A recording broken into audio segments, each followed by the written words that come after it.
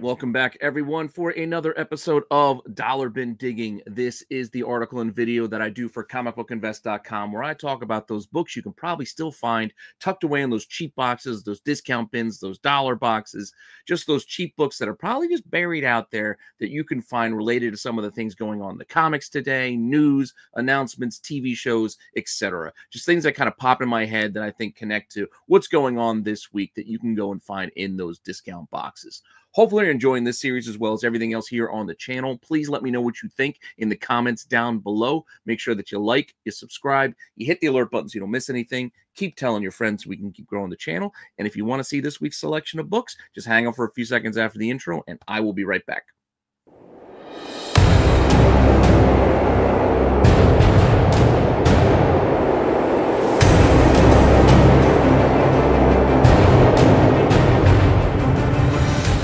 All right, so kicking us off, we'll get right into it with the comics.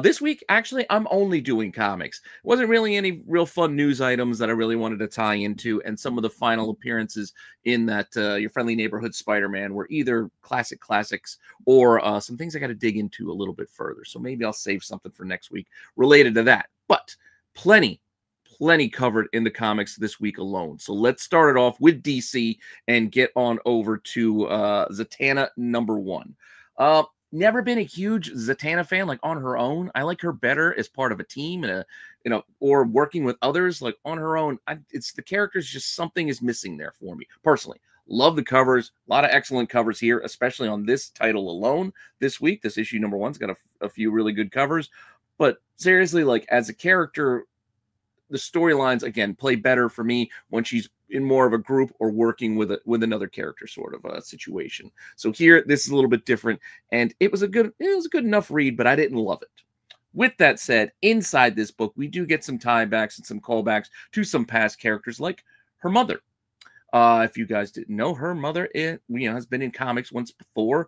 Granted, this is just a little bit of a flashback. Maybe they explore this further as the series continues. But her mother actually is a character by the name of Cindella. So, her dad was a magician, had all that Zatara or whatever. But Cindella, right here, was her mother.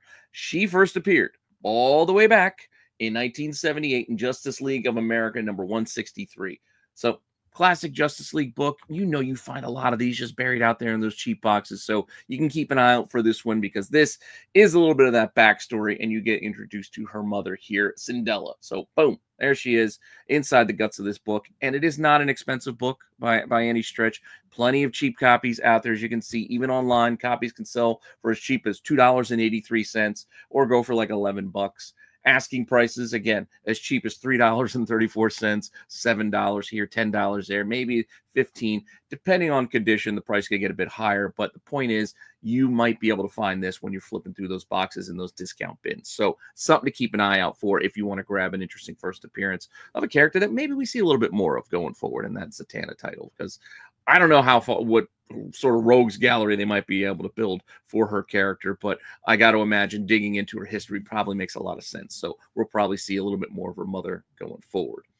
With that, that's not the only DC book that I decided to cover this week. I also thought we should look into The Question, All Along the Watchtower. I've been enjoying this series as well. It's kind of fun with The Question as sort of the sheriff of the Watchtower. So you almost have like a city in the sky, a city in space that still has to be, still needs law, still needs investigating. So with that, I think it's an interesting take and has been an interesting mini so far. And in this issue #4, we get right into it with some of these baddies that are in here, led here by that cyborg Superman. But before we get to him, let's start off here with this one panel. Again, you see more of these baddies in this book, but I'm just going to work off this one panel with this selection of characters here at the top, because they're all, pretty affordable first appearances if you want to go and grab them. So starting off right here in the foreground, we have this guy right here, Conduit. So Conduit's a character who's been around since around 0 Hour, and you can find his first kind of stretched across the Superman titles for those issue 0, again, during that 0 Hour event. First kicking off August 1994, in the first one, Superman Man of Steel #0.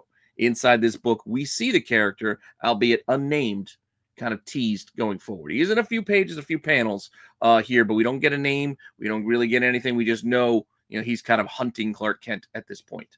But there he is in this book. Again, these Zero issues are very, very cheap. Look, copies sold for about $2, $3. Copies listed for $1.79, $1.99, $3.82. Very inexpensive book, something you could find out there for sure if you decide to go digging. And while you're at it, you can keep rolling and keep on digging and get the next issue in this series, in this little continuing story throughout the Superman titles in their Zero issues with Adventures of Superman number 0 that came out in September of '94. And in here, we do get his name as he reveals his face and he says, "My name's not Punk Superman, it's Conduit." Like, I don't know if that's really a menacing name that would strike fear into the heart of Superman, that his name is Conduit, but cool. That said, this book, as well, like the last one, very, very cheap. Copies selling $1.43, $1.95. Copies listed $1.75, $3. All of these 0 hour, 0 issues are pretty affordable and very, very cheap because they printed a lot of them. So there's a lot of them in those back stock dollar bins, discount boxes out there. So if you want to go and dig for them, have at it. And if you want to continue it, I didn't put it here in the deck, but in the next one, I think is Action Comics number 0, you get Conduit on the cover. So if you like him on the cover, he's in the next part, I think, there on the cover for the Action Comics one. But we're going to leave Conduit there and get back to that panel I was talking about in this issue and get to our next baddie that we can talk about, and that's this lady right here. This is Nightshade. So Nightshade goes way, way back. She goes way, way back. She's one of those original Carlton characters. Is that Charlton? I don't know if I'm pronouncing it properly. Basically what the Watchmen was based off of, these characters from way, way back in the Golden Age. And then eventually DC brought them back into the fold, later on in Crisis. But way back in Captain Atom. So Captain Atom, she's right there on the cover. And I believe this is Captain Atom number 82. I'm not going to give you pricing on this one because this is a classic Golden Age book. Well, it's not technically Golden Age, I guess. Well, is it? Is it not 1966? I don't want to get into the years. Point being, this is an old book. Whether we call it golden or silver, it's an old book. You're probably not finding it for $1, but it's just good to know if you want to go and look for it. But there she is, also inside the guts. I mean, apart from being right there in the cover, she's in the guts of the book too. Not giving you pricing. It's in the $30 to $50 kind of range, depending on condition. You can find some lower grade copies in that kind of price range if you're looking for that book. But if you kind of want to tie to the character to the current universe, or at least modern times, as I mentioned, these Charlton characters were brought into the regular DC universe proper during Crisis on Infinite Earths. So we have this issue here, issue 6, which is usually picked up more for the Anti-Monitor, and a pretty cool cover. But she is also in here along with some of those other characters as well, being brought into the regular DC universe proper. So boom, there's our Nightshade right there, even though I don't believe they name her. And look, she's even right there with Peacemaker. So kind of fun, kind of cool. You could still find these out there for a decent price. As I said, Anti-Monitor first is a reason a lot of people go and pick this up, or whatever we want to call it, first full Anti-Monitor, if you will. But still, copies could be as cheap as like $3.75, and then we're looking at like $8, $15. Copies listed $10 and under, depending again on condition. But I'm telling you, go dig. Go ahead and dig. And hey, maybe if you even want to, you can get one of those recent facsimiles, because DC's been slowly reprinting all of these facsimile books for the Crisis on Infinite Earths as well. So you can look for that one.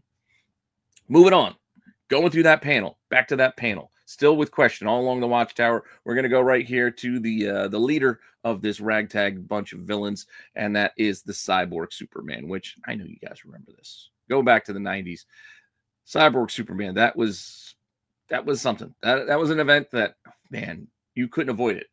You could not avoid it with the reign of the Superman. You had the 4 Supermen, Steel and Eradicator and Superboy.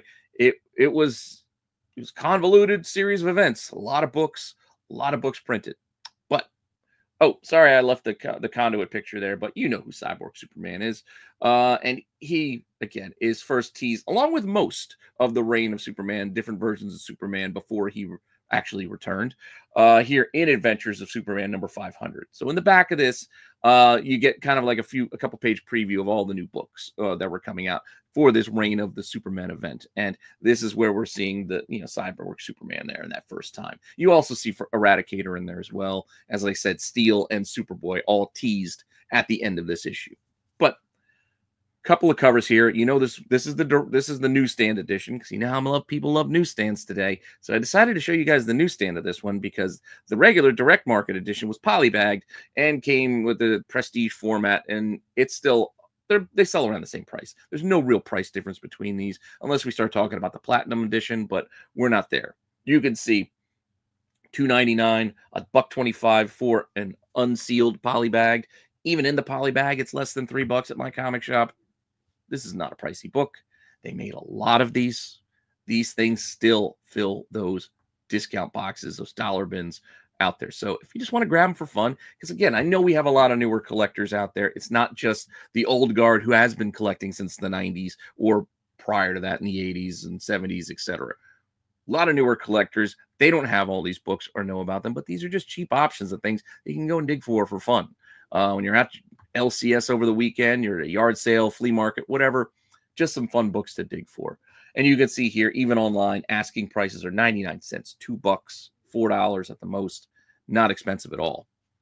Moving on, we still got more. I mentioned one of the other Supermen here, and that's the Eradicator. This is the newer version flying through here at the top. He got kind of a remake, a redo. He is more of like a computer program, not really a being of his own. I don't know. Eradicator, kind of convoluted history, but he goes back. And again, this is technically, I guess, the Eradicator 2, because the original Eradicator wasn't even like a being. It was just a machine. And that first showed up in Action Comics. What is this? The annual back in 1989. Annual number 2 for Superman. Action Comics. Inside this book, which is still kind of weird, you got a lot of Kryptonian gladiator stuff going on. I don't know. Weird book. Just saying. But inside this, we're introduced to the concept of the Eradicator. And again, it is a machine. It doesn't take human form till a little bit later on. I think a couple years into this, before the Reign of the Supermen event, it does take a human form with Clark and all that stuff. Weird stuff, as I said. Convoluted kind of history. But the original appearance of the Eradicator, even in machine form, goes back to this book, which is also cheap. Look, copy selling. $3, $3, $2. Available copies, $3, $4, $7 at the most. Not pricey. Something you can find buried in those boxes, I'm telling you. Now, I mentioned that Adventures of Superman had the teaser for all the characters in the back. So technically, that's where we would have seen, the Eradicator as Superman. But once he started his own thing, you can also look at the start of the Reign of the Supermen event when they all kind of rolled out. And in this Action Comics 687, this is where the Eradicator kind of takes the lead in this book as one of our viable options of the return of Superman. But as we know, none of them were exactly right. But here we go. There he is inside this book. And once again, plenty printed. There is also a newsstand edition. This is the direct market edition that I'm showing you. It has like that cardstock. I think it was die cut cover with the Superman logo and then the characters underneath. Like you see the Superman logo and you open it up and you get a good picture of the character. But look, it's $2. Sells for $2. You're not going to get rich, even $1 online, auction ended. You're not going to get rich finding a lot of these books. But again, it doesn't always have to be about money. Sometimes we just like cheap comics that we can go and buy and read and enjoy. So that's why I bring this stuff up. Available copies, $2 thereabouts. And again, you can see the version that is the newsstand edition if you want to go and hunt that one instead of the direct edition. Point being, easily found and affordable. Moving on, again, that was the original Eradicator. He kind of got reintroduced yet again during Rebirth. So let's look at that just real quick. Rebirth. I know with DC restarts, we had New 52 and there's versions of characters in there as well as, now we got Rebirth, characters getting reintroduced, and you had Crisis, post-Crisis, pre-Crisis. I know DC first can be a headache. And then you got Golden Age first and you got Silver Age first. I get it. Point being, I just like pointing these things out because there's still options. And in this DC Universe Rebirth number 2 Superman, you could find the new Eradicator where he kind of has the current look where he doesn't look like just a normal human. He's kind of has that gray skinned toned kind of look to him. So you want to find him, there he is. And this is also a book that's less than cover price. So $2 thereabouts, $3 here and there. It's cover price and less. So I'm sure you could find this out there if you go digging if you want. With that said, want to remind all of you out there, if you haven't tried Whatnot, use my link below, sign up, get yourselves a free 15 bucks to spend on whatever you want with whomever you want. No strings attached. You get to try out the application and you get a free 15 bucks to spend with whatever you want. Now, in the next week or so, I do plan on getting back onto the platform. I do have some books to sell, and I do have some things to give away. More to come on that as I get things kind of finalized for that. But by the end of the month, I do plan to do a Whatnot show. So now's the time. You can go sign up. If you want to come shop with me, you can. You don't have to. Spend it wherever you like. But I will be back on there in a week or so. So just throwing that out there if anybody's interested. And with that said, we're going to move over to Marvel and check out the new Marvel books for this week, starting off with Doom Academy. I did enjoy this title. Good read, good fun. If you want to see more of the reviews, you can check out yesterday's tax show where we did do our comic reviews. But I'm just doing some things again. Since I read these books anyway, let's talk about things I saw inside of it while I was reading it. So Doom Academy, number one. Most of these characters that we see here are all from Strange Academy 1, which is already a pricey book. You're not going to find that in a dollar bin. Maybe you find some weird 10th printing or however high the printing went to where it didn't matter anymore. Maybe you find one of those, but that's not what I'm here to talk about. I figured we could talk about one of the advisors that is still a big part of this storyline here, and that is this lady right here who is heading up the school paper over at Doom, and this seems like it's going to be kind of a focal point of this this mini series with this kid Scoop in the back, and then a couple of the characters joining up to write for the Latvarian News school paper for Doom's Academy. But again, the advisor here running this little show, Zelma Stanton, she's been around for a bit.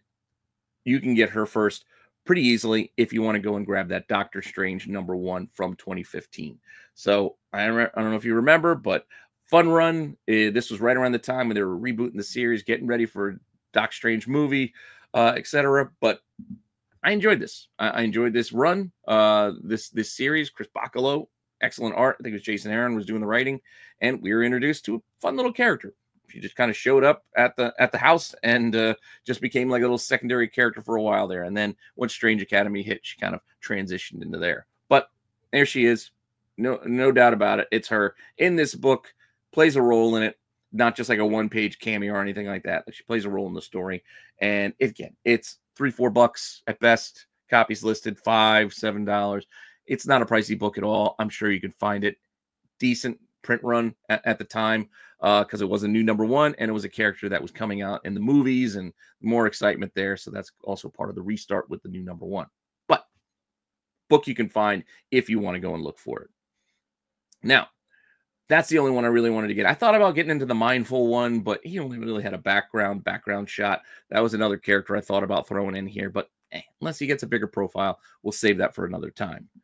Let's move on to another Marvel book here with Mystique.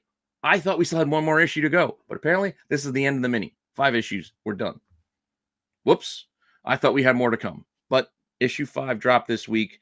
Last issue of this mini series. And inside it, again, we've had the characters who've kind of been playing a role the whole time with Nick Fury, Jr., etc. But I figured it was a good time to kind of bring up Maria Hill, who also has a role here in this final issue because she's a character we've seen in the movies.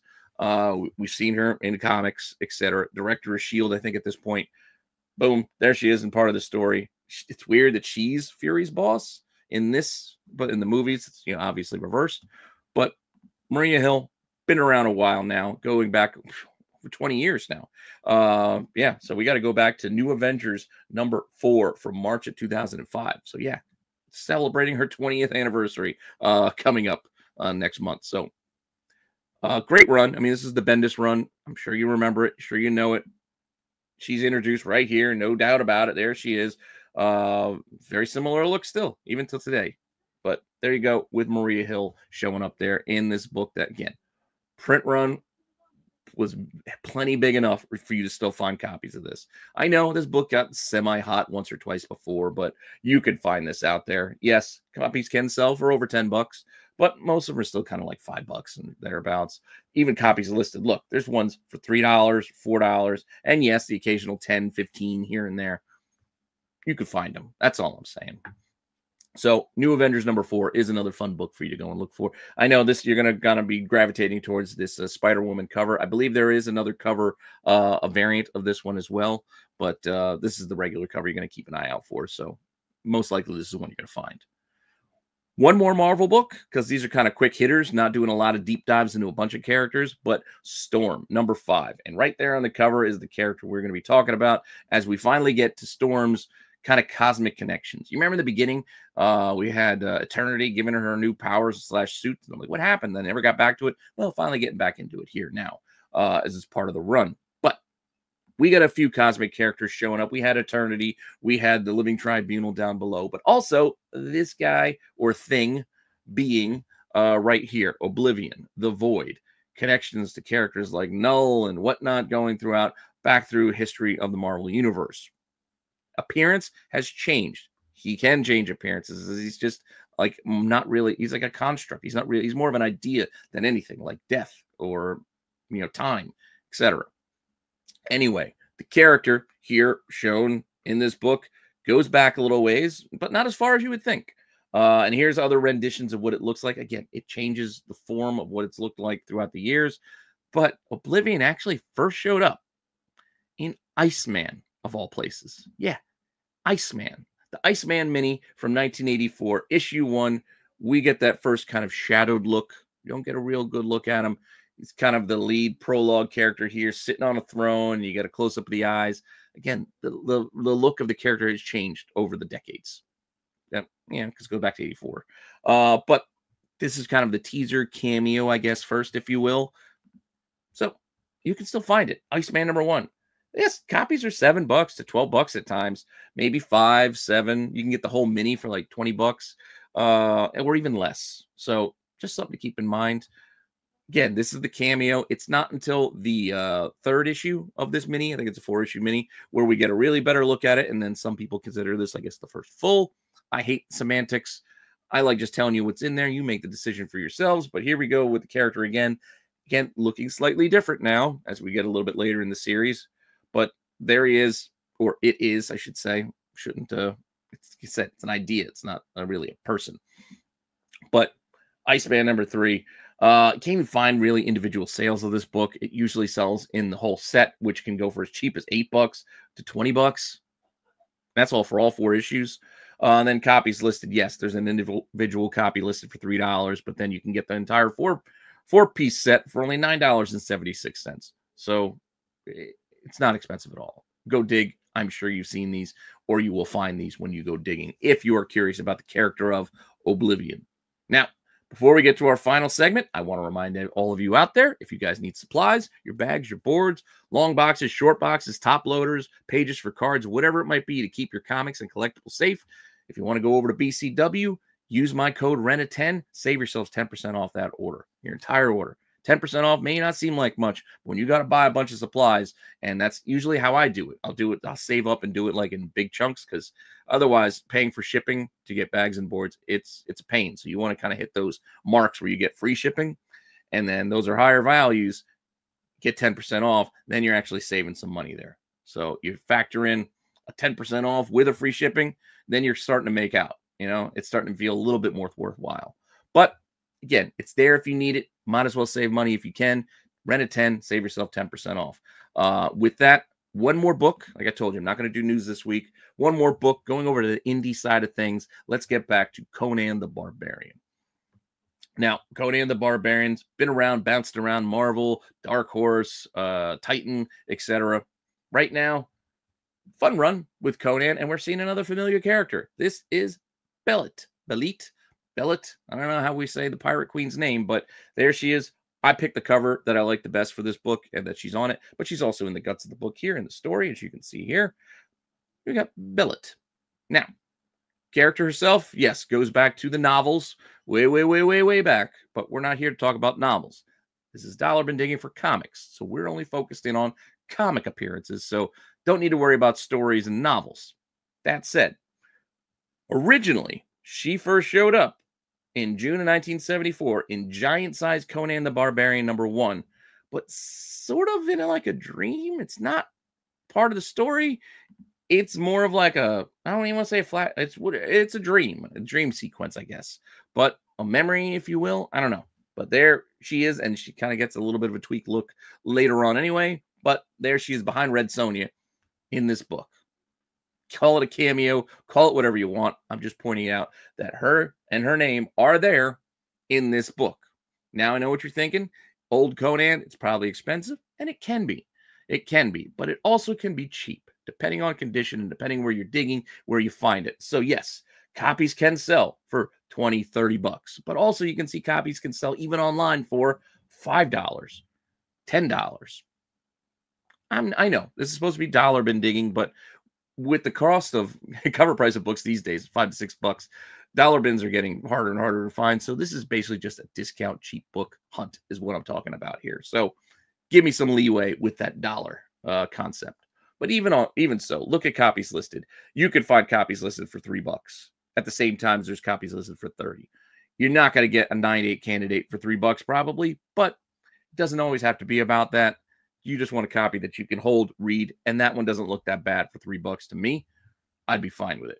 And who knows what you might find when you go flipping through a box at your shop, at a half-price books, wherever you're doing discount hunting. Who knows what you might find. But this is where you're going to find that dream sequence appearance of Bellet, for the first time. Now, if you want her actually in story, we have this option for you. Conan the Barbarian number 58, and there she is right there on the cover. Again, reworked. You can see the hairstyle's a little bit different, but more akin to what we just saw in the current Conan run. So here we are. 25 center, issue 58. She's also inside the story. You got to read a little bit. Pirate Queen. Boom. There you go. Queen of the Black Coast. Fun character. And something you can go and find out there. Again, you may not find this that cheap, but it's good to know about and good to go and dig for. So yeah, copies can sell 10 to 15 bucks. So it could be a little bit of a find if you do find it for cheap. Copies listed 10, 15, $20, just kind of like the giant size, where that one, again, was more of a cameo dream, whatever. This is her in story, going forward, etc., etc. But who knows? Who knows what you might find? I know, it's Conan. It's a classic book. Maybe it's not a dollar book, but doesn't hurt to have some information while we're doing this, right? With that all said, that's all I got for you this week. Hopefully you enjoyed that. I'd like to thank you all for stopping by and checking this out. Check out the article, which I'll drop over on comicbookinvest.com once I got some time as well. And don't worry, I got plenty more content coming your way. So with that, I'll see you all later. All right, bye.